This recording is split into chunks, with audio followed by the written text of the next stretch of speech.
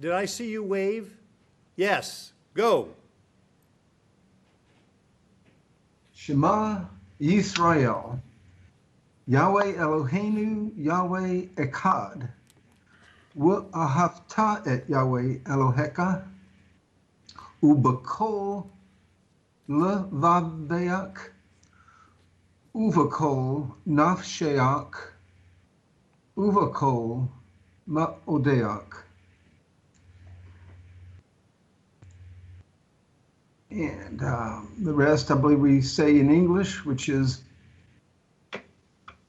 and these words which I am commanding you today shall be in your heart, and you shall impress them upon your children, and shall speak of them when you sit in your house, and when you walk by the way, and when you lie down, and when you rise up, and shall bind them as a sign on your hand, and they shall be as frontlets between your eyes. And you shall write them on the doorpost of your house and on your gates. All right. Shabbat Shalom, everyone, and greetings to the people in the Outreach Ministry.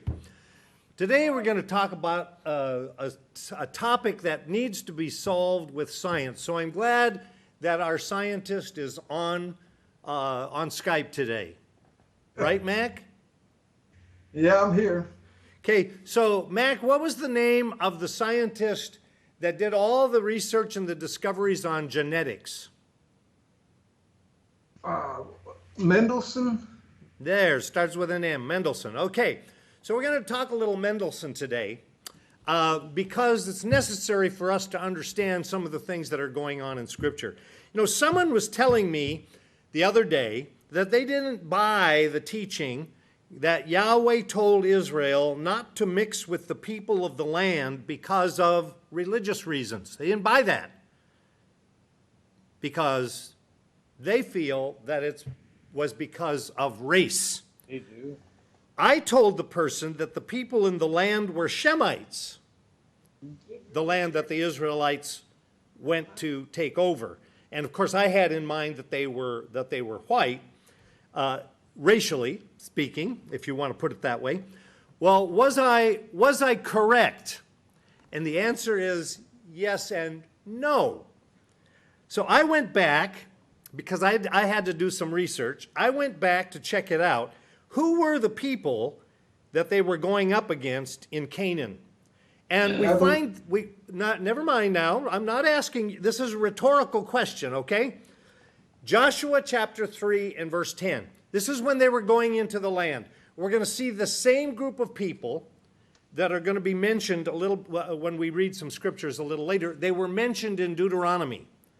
Moses warned the Israelites that they were going to come up against these people. But let's see who these people were. Yahshua said, this is chapter 3, Joshua chapter 3 and verse 10. Yahshua said, "By this you shall know that the living El is in your midst, that he is certainly driving out from before you the Canaanites, the Hittites, the Hivites, the Perizzites, the Girgashites, and the Amorites, and the Jebusites." These are the people that were occupying what Yahweh promised to Abraham as the land which came to be known as the land of Canaan. Let's go back to Genesis chapter 10. Genesis chapter 10 and see who these people were. Genesis chapter 10. And the sons of Ham, Cush, Mitzrayim, and Put, and Canaan. And down in verse 15, and Canaan brought forth Zidon, his firstborn, Heth, and Heth is the father of the Hittites, which is the first tribe that's mentioned after the Canaanites in Joshua chapter 3.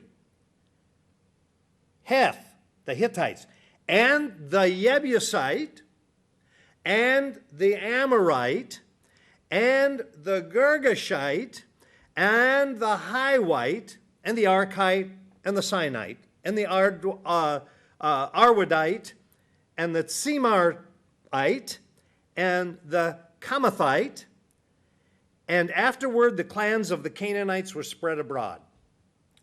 So what color, can you tell what color the people in the land of Canaan were from this verse? Now you can answer. Anybody? Dark brown to black. Okay. That is what we've always been taught. The question is, so that answer comes from the teaching that Ham is the father of the black people, right?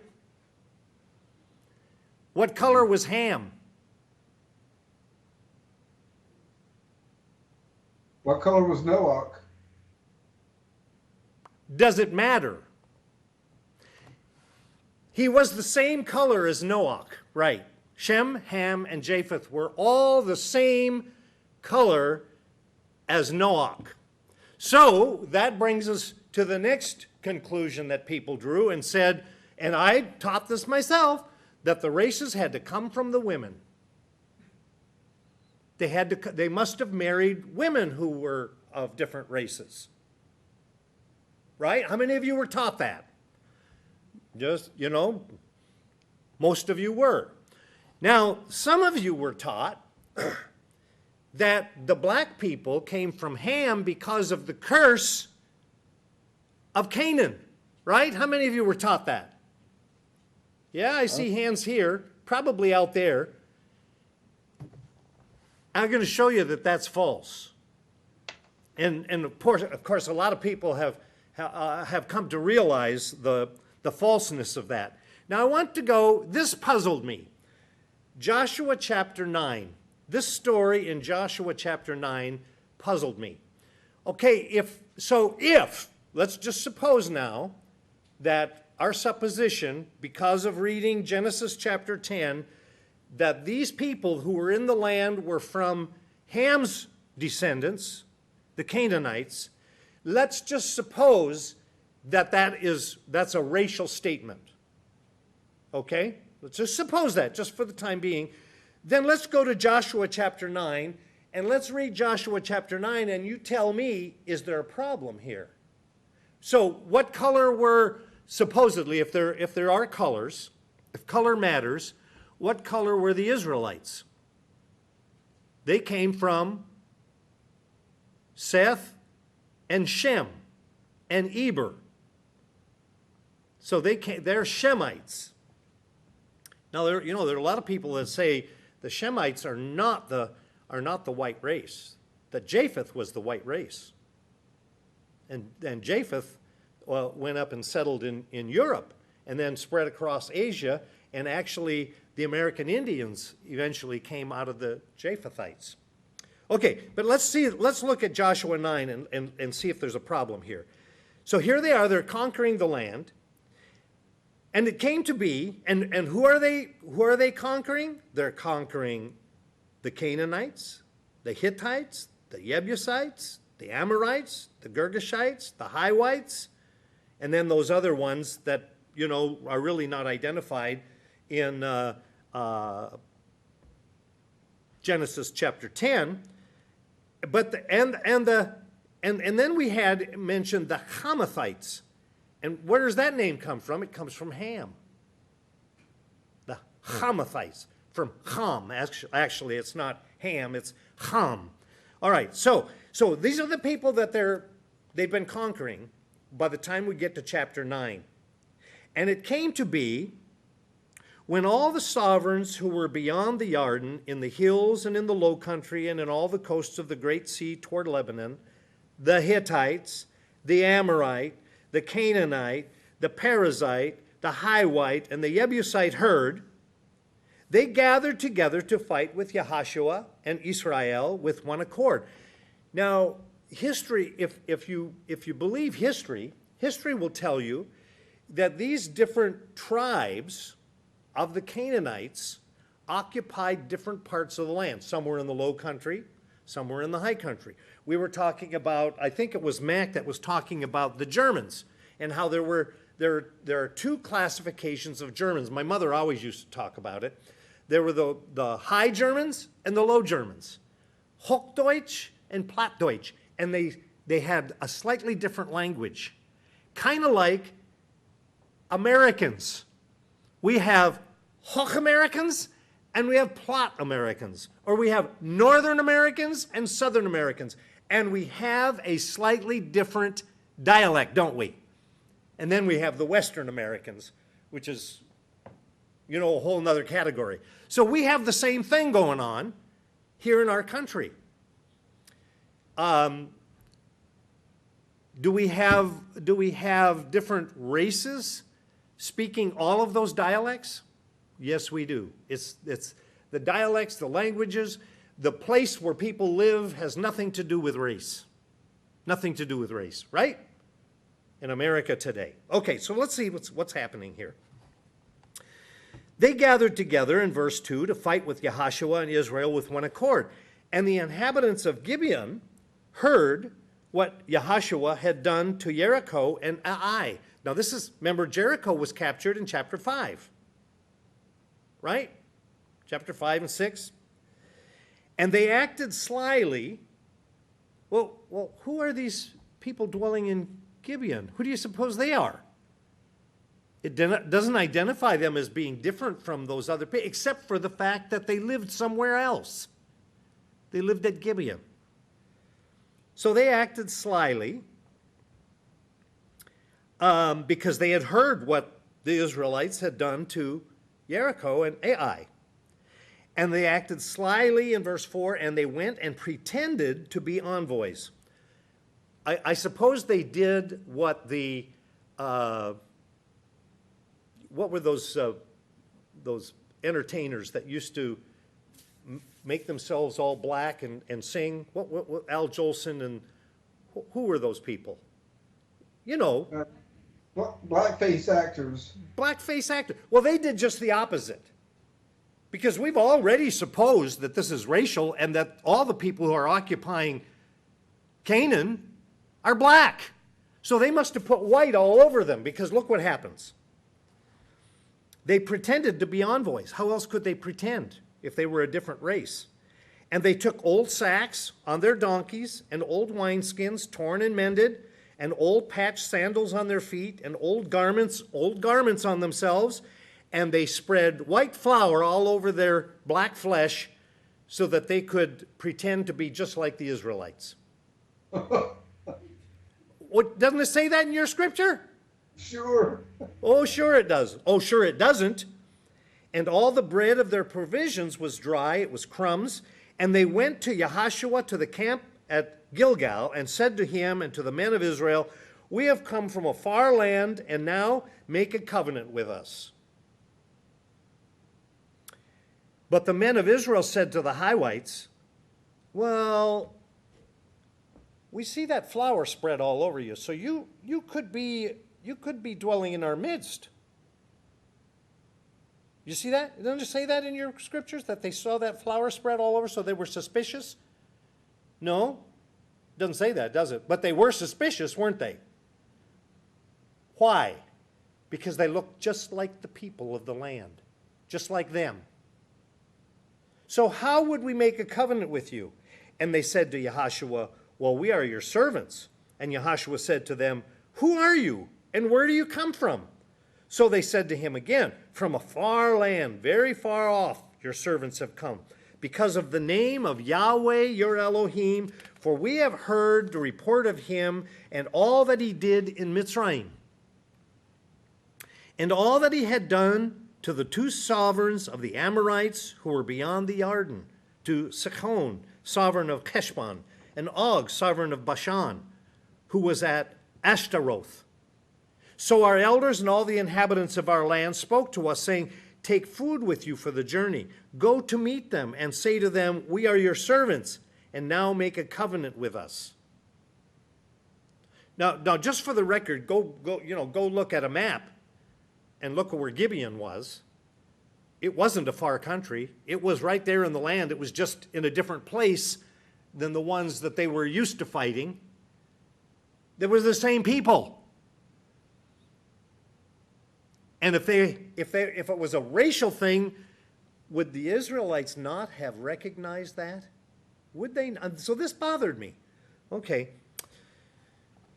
It came to be at the end of 3 days after they had made a covenant with them. So Yahshua in verse 15 made peace with them, made a covenant with them to let them live. And the rulers of the congregation swore to them. All right. Now, what did Yahweh tell them to do to the people of the land? We're going to go back and see it in Deuteronomy, because Yahweh had commanded Moses what to command Israel. They were supposed to kill them all. But here Joshua is tricked by their slyness and makes a covenant with them not to kill them. Is that a bind? Does that put him in a bind? Yeah, that puts him in a bind, because Israel, at least the honest ones, honored their contracts all the way back to Abraham. So the children of Israel set out and came to their cities on the third day, and now their cities were Gibeon, Kephirah, Be'eroth, and Kiriath Yearim. So here they encounter these same people that came and by stealth got this contract, this covenant with them. And so what are they to do? The instructions from Yahweh, wipe them out. But here was a covenant that Joshua made. Are they going to honor the covenant that Joshua made with these people? So the children of Israel, in verse 18, did not smite them, because the rulers of the congregation had sworn to them by Yahweh Elohim of Israel. And all the congregation grumbled against the rulers, because it was the rulers that made the covenant. But all the rulers said to the congregation, we have sworn to them by Yahweh Elohim of Israel, and we are unable to touch them now. So let us do this to them. We shall keep them alive, lest wrath be upon us because of the oath which we swore to them. And the rulers said to them, let them live, but let them be woodcutters, drawers of water for all the congregation, as the rulers had promised them. Then Yahshua called for them, and he spoke to them, saying, why have you deceived us, saying, we are very far from you, yet you are dwelling in our midst? And now you are cursed, because you did this deception. You shall not cease from being slaves and woodcutters and drawers of water for the house of my Elohim. And they answered Yahshua and said, your servants were clearly told that Yahweh your Elohim commanded his servants Moses to give all the land and to destroy all the inhabitants of the land from before you. So we were very much afraid for our lives because of you, and have done this deed. And now see, we are in your hands. Do with us as it seems good and right to do to us. You know, you already swore you're not going to kill us. But the alternative is better, to live and be servants, right? Not because they were black. They were the people of the land. And that day Yahshua made them woodcutters and drawers of water for the congregation and for the altar of Yahweh, even to this day at the place that he should choose. So how was it that if there was a racial reason that Yahshua in Israel did not recognize them, if there was a racial reason why they were to destroy those people, how was it they didn't recognize them? Because it wasn't a racial reason. Now, notice the world situation after the flood.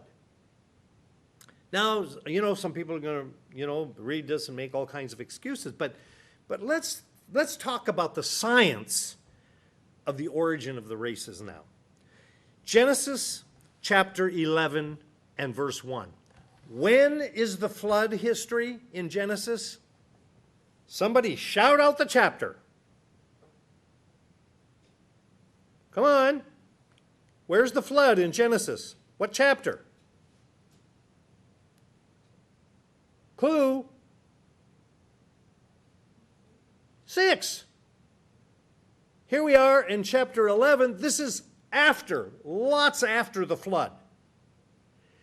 And what is it that most of us have been taught about races? That they came through the flood, through the women that Shem, Ham, and Japheth married, their wives. Right?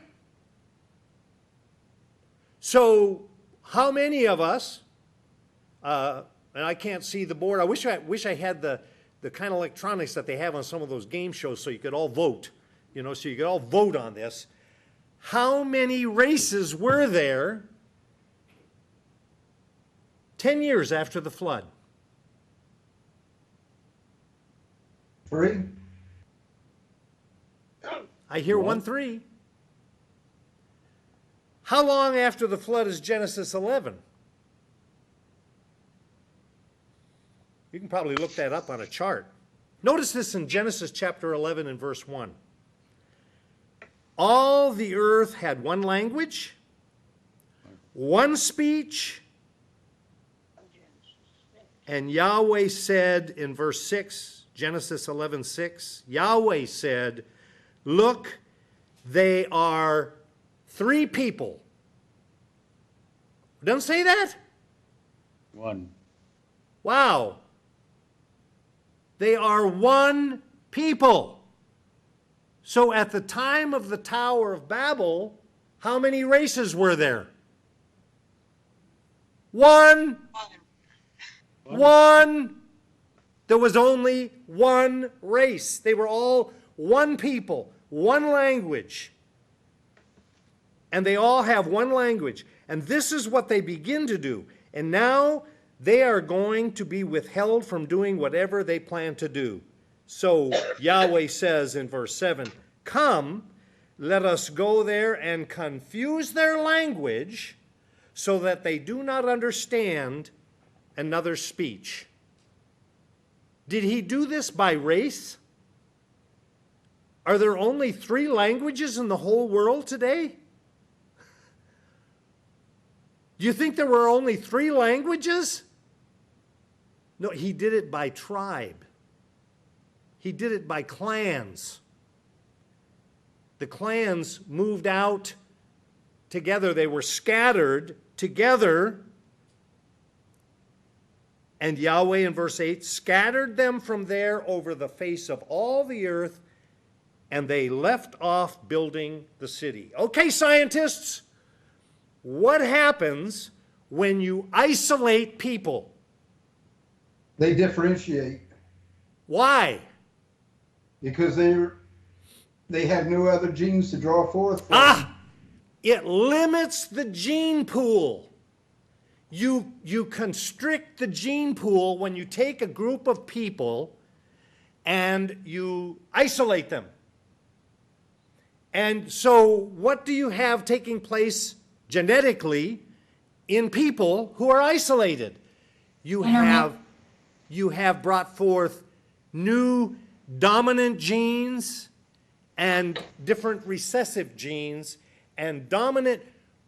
There's only one person that I know, actually there are 2 now, only 2 people that I know that wanted to say that the color of somebody's eyes and their skin made them a race. Anybody know who that was? Adolf Hitler and Bob. Not a Bob that any of you know. Adolf Hitler, blue eyes, Right. and white skin. And he said that was the Aryan race, didn't he? Now, how would that come about? By taking the people who have blue eyes and white skin and isolating them so that you eliminate the other genes. I never ever heard anybody, did you ever hear anybody say, well, all my children are blue-eyed, so they've got to marry blue-eyed people? Did anybody ever, was anybody ever prejudiced about eye color to that extent? There probably have been some crazy people like that. My mother was blue-eyed because she was Aryan. And she didn't follow Hitler's command. She married a man that had darker eyes. I can't remember, I don't think my dad had brown eyes, but he had green or hazel eyes. They had 6 children, 4 of them blue-eyed, 2 brown, and they didn't kill the brown-eyed or the blue-eyed. They weren't prejudiced about, where does eye color come from? The genes. Did you ever think where skin color comes from? I know some people have been taught that there was a group of people that were isolated under the sun. I heard it this morning and corrected that it was because of the exposure to the sun. Well, I'm a little darker than some people, but even Lindell down there, his legs are as dark as my arms. But the sun has nothing to do with the color of the skin. It's in the genes, just like the color of the eyes, the color of the hair. You know, I was reading, there's an article that I discovered after I started doing this research called The Origin of Race. It's on the end of, I don't know if it's on the end of the notes for the people on Skype, but it's on the end of your notes down here. It's by Cooper P. Abrams III. It's a copyrighted article. It's an excellent article, except that he doesn't know Yahweh. And he does happen to be a Baptist.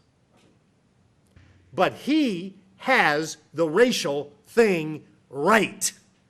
And I would encourage you to go online and look up The Origin of Race by Cooper P. Abrams III and read that article. It's astounding. It's amazing how we get prejudices in our life and we come to think that skin color is different than eye color. Now, does Yahweh look at skin color? Did we see anything so far where Yahweh is prejudiced against race? When all of those tribes of Canaan scattered from the Tower of Babel, there was only one race. So they were not black. They were not. They were the same color as everybody else.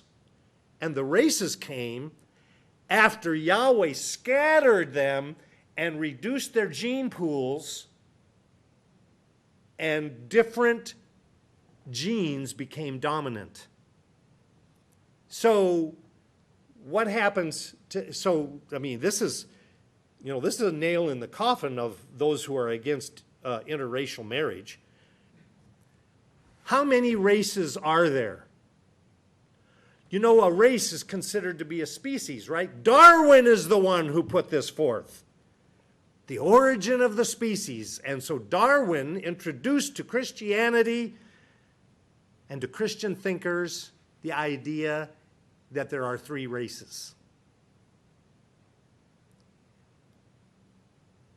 Can species mix? No. Species, race, there is only one human race, and it's why races can mix, because they're not species. They're not species.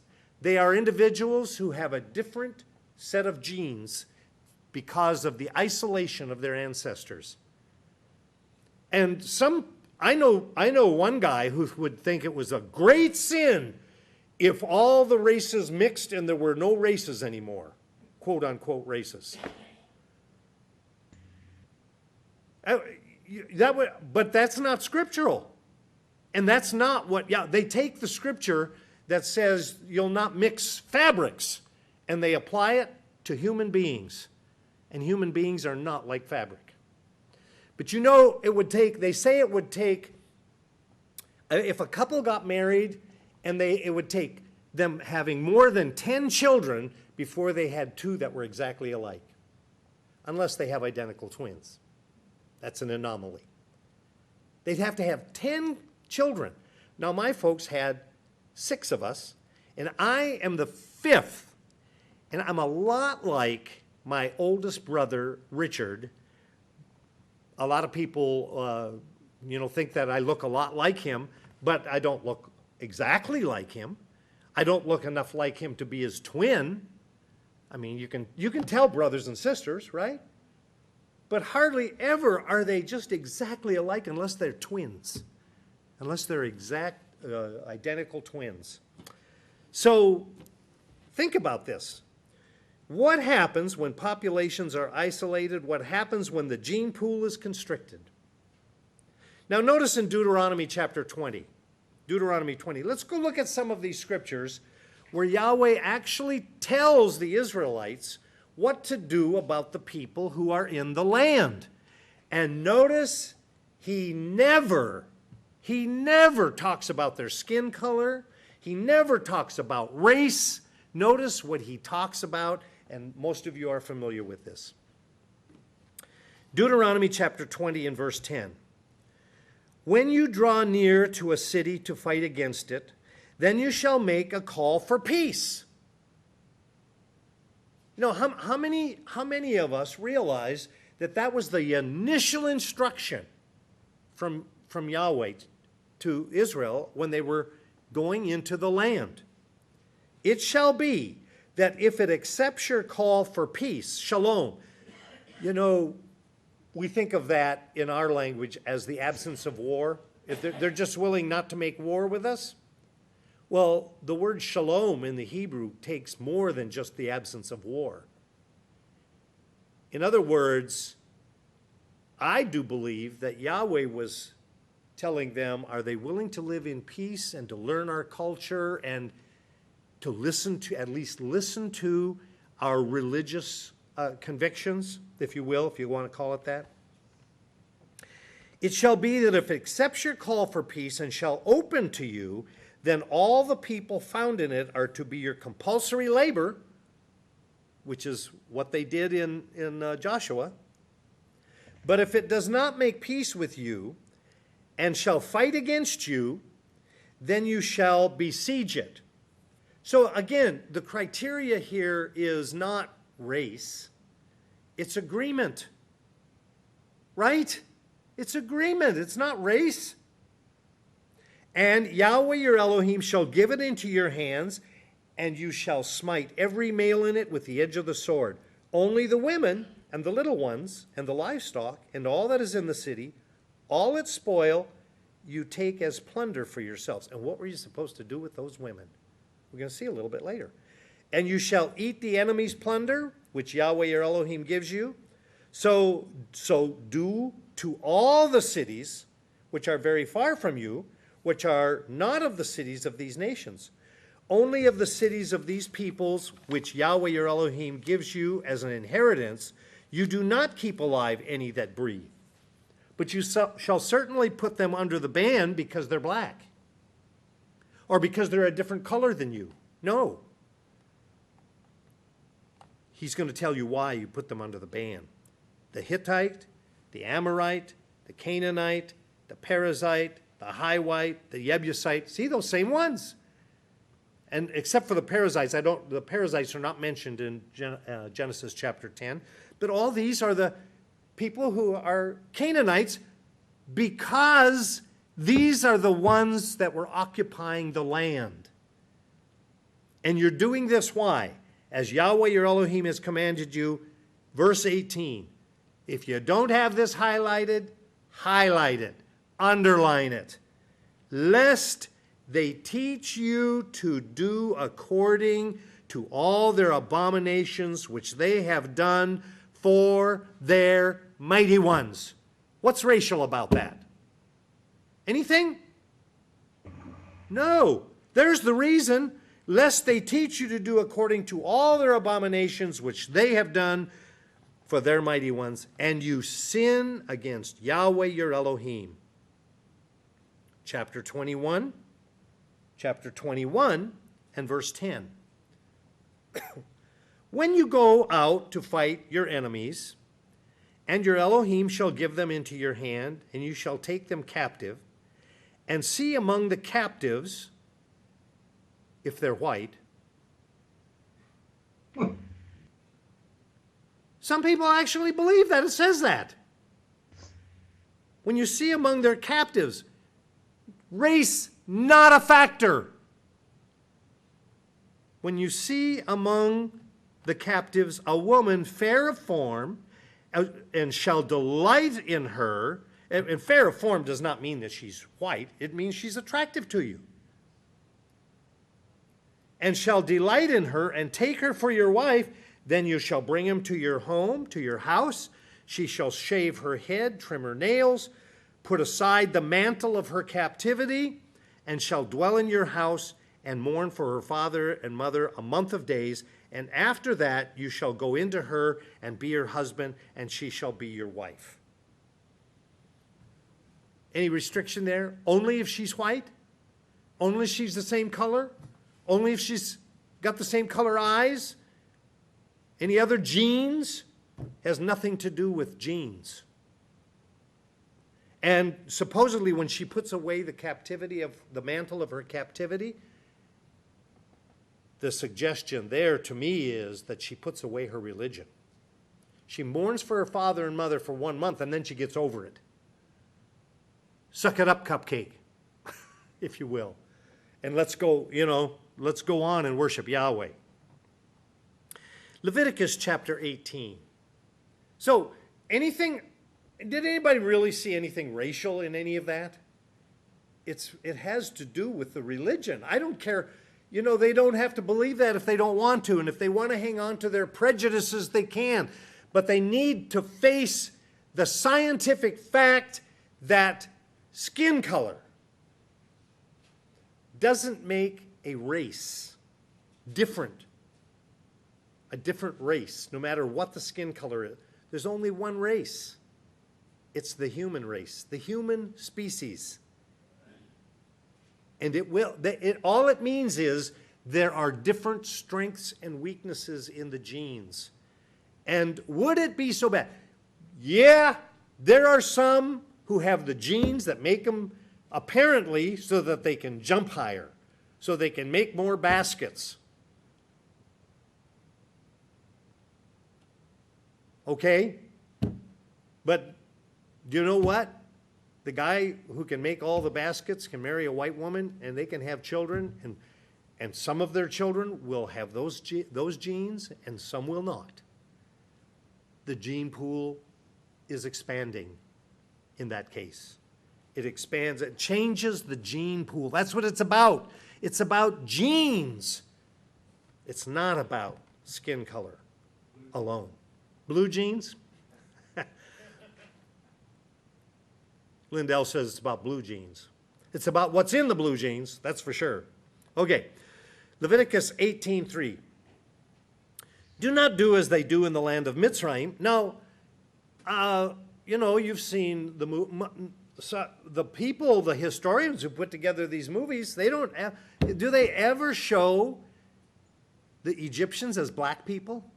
But they were from Canaan, or they were from Ham anyway. They were Hamites. How do you suppose there are black people who have the DNA of Levites today?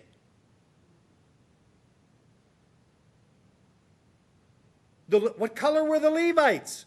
It doesn't matter. Could a group of Levites have been isolated in Africa with Cushites and mixed with Cushites, they will still have the DNA of the Levites, won't they? But you know what? They may have gotten some other genes from some. And when Yahweh scattered all the people, did he do that because he just intended the gene pool to stay small? When Yahweh said to Abraham, "In your seed shall all the families of the earth be blessed," was Yahweh making a statement about the gene pool, about the genes? Do we see anything like that in the New Testament? Yeah, we do. We'll see it in just a minute. Do not do as they do in the land of Mitzrayim, where you dwelt, and do not do as they do in the land of Canaan, where I am bringing you, and do not walk in their laws. Deuteronomy chapter 12 and verse 29. When Yahweh your Elohim cuts off from before you the nations which you go in to dispossess, and you dispossess them, and dwell in their land, and guard yourself that you are not ensnared to follow them after they are destroyed from before you, and that you do not inquire about their gene pool. No, that you don't inquire about their mighty ones, saying, how did these nations serve their mighty ones, and let me do so too. So you think, and I know that you all think from time to time about Solomon and about all the mistakes that Solomon made. Was Solomon's mistake marrying a black woman, or maybe one or two or more? I don't know. How many wives did he have? 300 and 1,000 concubines or something? Some ridiculous thing. But it never says anything about his interracial wives. His condemnation is because he adopted their religions. That he set up in the house of Yahweh worship places for their idols and their religions, for their mighty ones. It's all about the religion. That you do not inquire about their mighty ones, saying, how did these nations serve their mighty ones, and let me do so too. Or even with Solomon, it was not that, I don't know that he did it, but he made it possible. He encouraged their pagan religious practices. It was all about their religious practices. It wasn't about their skin color. It wasn't even about their culture. It was just about that part of their culture that was religious. Ephesians. Now I've got some, there's some other notes in there. You can read those. Jeremiah 10, Ezekiel 11, 12, and 20, 32. But let's go to before we go to Ephesians, we're going to read that scripture in Ephesians. Verse 31 now. We'll skip down to verse 31. We're in Deuteronomy 12, 31. Do not do so to Yahweh your Elohim, for every abomination which Yahweh hates they have done to their mighty ones, for they even burn their sons and their daughters in the fire to their mighty ones. It's all about the cultural aspect that we call religion. That's all it's about. It's why they had to destroy the people, because Yahweh knew. And what is the sin of Bilam? Do you remember Bilam? Bilam in the book of Revelation, which taught the children of Israel to sin. How did he do that? Because he was sly. Yahweh wouldn't let him curse Israel directly. So how did he curse Israel? He told the enemy, go and just sidle up to him and agree with them and get close to him and get your sons to marry their daughters and their daughters to marry your sons. Was that racial? Why did he do that? Because he knew that Israel, the Israeli part, would follow the mighty ones of the enemy. That is the sin of Balaam. It isn't racial. It didn't have any, and nobody really claims that it's racial, but it's the same sin. It's the same thing. It's the same thing. See, I said we were going to go to, I don't even have the scripture up here. I'm not sure I need to go there. I want to go to the scripture in Galatians. Galatians chapter 3 and verse 26. Not once do you ever find that Yahweh says that it has to do with race. You don't even find the word race in the Old Testament. And the only place you find it in the New Testament, Paul's talking about it. And he says it's something that you run. Right? He says, those who run in a race, they all run, but only one receives the prize. And it doesn't have anything to do with this kind of race, because this race doesn't matter in the scripture. And that's what Paul is saying. Remember Simeon from Niger? Anybody know what Niger means? Black. It means black. Is Simeon condemned because he's black? No. Is it even made an issue? No, it just identifies that that's where he's from. Do you think Simeon was a Gentile? He was trying to become a believer. Do you think he might have been one of those Israelites, DNA-wise, who came out of Africa because his ancestors had been down there and mixed the gene pool between Israelites and Cushites? Does Yahweh care? No. Yahweh doesn't care. Galatians 3:26. For you are all sons of Elohim through race. Some people would want to put that there. They'd want to put it's because of race. No, it's belief, obedience in Messiah Yahshua.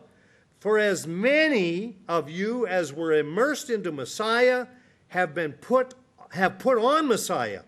There is not Yehudite or Greek. There is not slave or free. There is not male or female, but there are races. Oh, wait a minute, it doesn't say that, does it? Now, when you read that statement, there is not Yehudite nor Greek, or the word in the Greek scriptures is Hellene, which was what a Hellene was, or a Greek is, Hellenized Jew. A Jew who came to speak the Greek language and, immersed himself in the Greek culture. And it doesn't matter as long as he comes back to Yahweh. You know what? It doesn't matter if you had a little Cush mixed in with you, a little genes from the Hivites, the Hittites, the Amorites, and even sometimes you find the Israelites fighting against the Elamites, right? Remember the Elamites? Well, the Elamites were Sethites. They were from that line, but you know what? It doesn't matter because it wasn't a racial thing. Because they all started at the Tower of Babel as one race. And the races resulted from isolating gene pools. There is not Yehudite nor Greek. There is not slave or free. There is not male or female. For you are all one, just like Genesis chapter 11. You're all one in Messiah Yahshua. And if you are of Messiah, then you are of the seed of Abraham and heirs according to the promise. So, is there any significance spiritually to race? You have to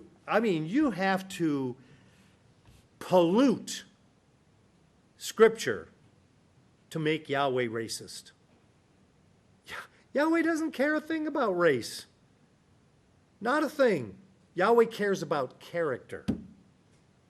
And we had a guy here, probably, about 3-4 months ago now, who came and, he was preaching to us that the United States should have supported Hitler and should have killed all those Jews because they killed the Messiah. And, he was extremely racist, and he made it a spiritual thing. And he said that the Jews are the ones that call themselves Jews but are not. That's not at all what that scripture means. It means those who are claiming to follow the religion of Yahweh, but they are not, because they are following the religions of these pagans. It's the abomination that Yahweh hates. There is no spiritual significance to race. Yahweh is not racial. There is only one human race. And it doesn't matter what color your skin is. There's a lot. I would really encourage you to go to find this article, The Origin of the Race. The Origin of Race by Cooper P. Abrams III.